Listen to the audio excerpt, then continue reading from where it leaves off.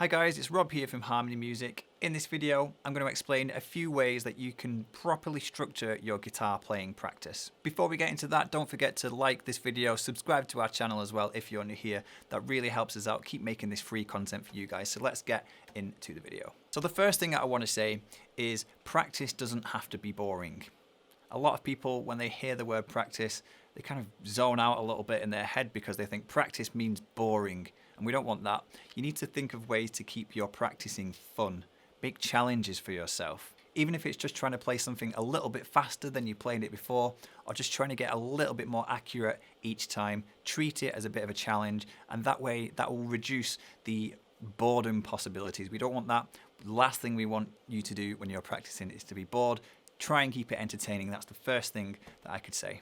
Following on from that, it is really important to have some kind of practice routine when it comes to not only guitar, but any musical instrument for that matter. There really is a difference between playing guitar and practicing guitar. Sometimes you might just want to play your guitar, and other times you might really want to focus in on things and practice. So what I would highly recommend is to have at least 1 or 2 proper practice sessions a week playing the guitar, and every other day you play, you can just have fun, play the songs that you want to learn, that sort of thing, but really have at least 2 sessions a week where you're solidly practicing certain things within your guitar playing. So now that we got that part out of the way, now we can get stuck into creating a routine and a little bit of a plan for your practice. How can you practice the most efficiently? So what I would start with is think of your weaknesses. A lot of people, they totally avoid doing things on the guitar that they feel that they're not good at because they don't enjoy those things. And the reason they don't enjoy them is because they are not good at them, at least in their mind. So what I would do is try and really attack that head on and first practice the things that you think you're the weakest at, which might be, let's just say, using your little finger.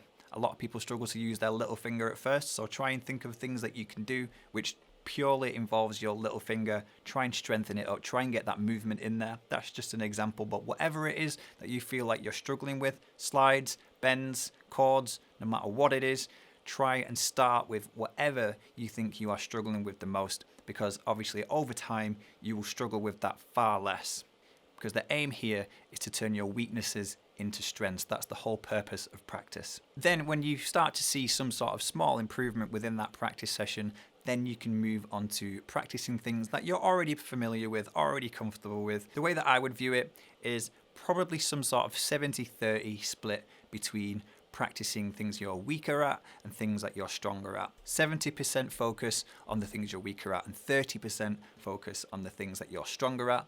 Obviously, you still want to practice everything. That's why I'm saying not just to practice just the things you're weak at, but everything all together, but put more emphasis on the things that you are weaker at for sure.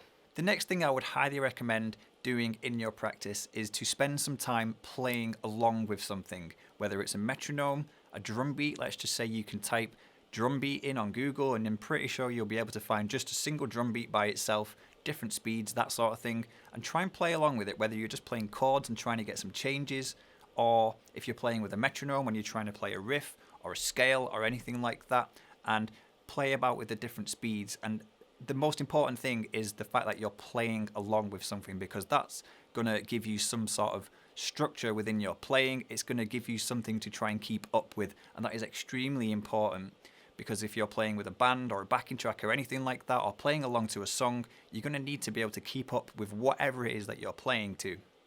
So by practicing keeping up with something every time you practice, you're going to get really good at that in no time. A lot of people at first, they actually skip out the playing along to things part. They just practice by themselves. And then when I'm teaching my students, the first thing I like to do is get them to play along with something at the earliest possibility. Once they've got a few chords, once they've got the riff mastered, for me straight away it's like, right, let's try and play that along with the song. Even though I know in my mind they're probably not going to get it, it just gives them that thought process of at least trying to do it. And over time, they will get better at that. What I don't like is when people feel really uncomfortable and almost intimidated to actually play along with something, because that fear of I'm going to get it wrong takes over. But we don't want that. We want to flip that and go, well, let's at least try, because you never know what might happen. And if you know where you're going wrong with something, that makes it far easier to fix. So that's another little point, is no matter what it is that you're doing in your guitar playing practice, don't be afraid of making mistakes. Mistakes, you might have heard this saying before, but you know, mistakes are a great thing to learn from. So if you don't make any mistakes, you're not really going to know what you need to fix in terms of your guitar playing. So I would actually flip that on its head and say, make mistakes, make lots of mistakes, and that way you'll know just what to improve on. So whilst practicing all the other things that we've talked about in this video, one of the most important things to definitely put into your practice routine as well is spend a bit of time trying to play things from memory. Perhaps find a riff or a chord progression or something, and obviously read it at first and figure out what you've got to do, and then at the earliest possibility try and play what you've just read from memory. We've talked about this in a previous video. Having a really good memory as a guitar player is going to be absolutely essential, because that's going to help you play things a lot more flowy and a lot more smoother, because we don't want to have to rely on reading something out of a book or of a piece of paper or something like that just to play, because it's going to be quite stop-starty. You're going to be looking at the paper and then looking at your guitar, and very back and forth like that. Whereas if you don't have to look at the paper and you've completely skipped that process, well, you've already learned it, so you don't need to look at that anymore. It's just in your mind, and all you can do is just focus on just playing it. It's going to be far smoother and a lot better that way. So spend a bit of time within your practice routine playing something from memory. Try and learn something and then play it straight away. Another thing I would highly recommend putting into your practice routine is to listen to something and try and figure it out on the guitar. Whatever it is, it could be a riff, it could be a melody, it could be a chord progression. No matter what it is, just try and get used to listening to something and then learning it on the guitar without reading it, without looking up a tab or anything on the internet. Just try and find the notes, because they're there somewhere. No matter what it is that you want to learn to play, the notes will be here somewhere. It's up to you to find them. Even if you don't get it, even if you're absolutely way off, the important thing is that you gave it a try. And the more that you try to do this, the better you will get at it over time. When I learn things, I hardly ever look at tabs or chords on the internet. I actually prefer to just listen to something and figure it out. You can slow things down as well sometimes if you use YouTube, for argument's sake, and that's really handy for being able to really listen to all of the notes that you're trying to play or trying to hear, and you can spend more time trying to figure them out because you've slowed it down, so those notes will be a little bit longer. But like I said, the main focus here is to just give it a try and not be afraid to try and pick up the guitar and just explore. And again, like I said earlier, you will make mistakes doing this, but that's a good thing. You'll learn from your mistakes, and that will really help the process of practicing and getting a lot better at the guitar. Also, it's called ear training. You want to be able to train your ears to hear certain sounds, and over time you'll get used to where those sounds are on the guitar, which will make you faster at figuring things out. For argument's sake, if you hear something that sounds quite high-pitched, you're probably going to be up at the top end of the guitar.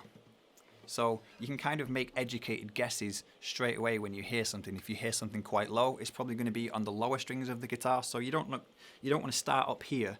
If what you're listening to is quite low, you're probably going to be down here, and the notes are probably going to be in this vicinity somewhere here, vice versa. So it's about just giving it a go and experimenting. Lastly, I highly recommend putting into your practice routine learning some guitar riffs or little sections of songs as opposed to entire songs. The reason I say that is because learning one entire song, if that's your only focus, it might take you a really long time. And by the time you've learned that song, you might be so sick of it by the end of it because it took that long to get down, that it might actually put you off actually wanting to pick up the guitar and play that song.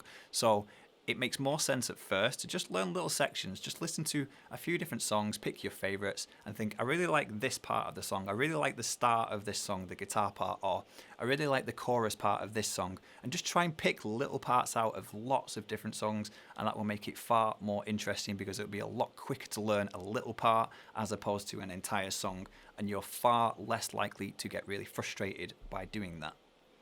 And like I said, we don't want you to get frustrated because that's just going to make you not want to pick up the guitar and play. And that's definitely not what we want. We want you to pick up the guitar and be excited about playing it. So take little parts of songs and learn lots of them rather than just focusing on full songs. You can learn a full song if it's not too difficult, by all means. But if it's something that's going to take quite a bit of practice, maybe have that going in the background, but don't just focus on that. Maybe have a bit of a break and learn some other things as well. So maybe that's another tip, is don't just focus on one thing. Try and split your practicing into many different things. Don't overload yourself, but just practicing just one thing is a bit of a recipe for disaster, because you might get bored of it, and we don't want that. So vary it up a little bit. That's my last point. I'm going to get that one in there quickly. Vary up your practice. So there you go, there is my tips for a great practice routine for your guitar playing. I hope you enjoyed this video. If you did, then please click the like button. Don't forget to subscribe to our channel like I said earlier, and hopefully we will see you next time.